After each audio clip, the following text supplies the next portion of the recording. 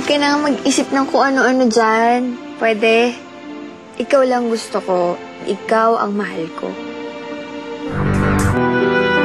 Can you please be my husband?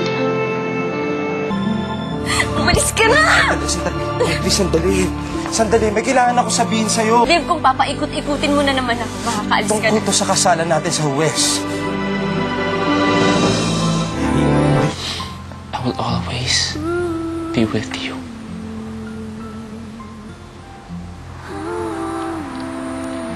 Hanggang sa huling hiningan natin.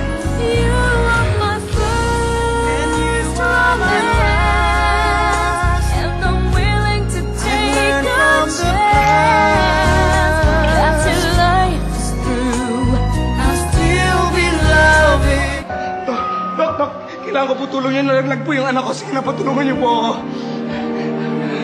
Dok! Dok, ano ba? Tulungan niyo ako. Hindi naman yung anak ko. Sige na.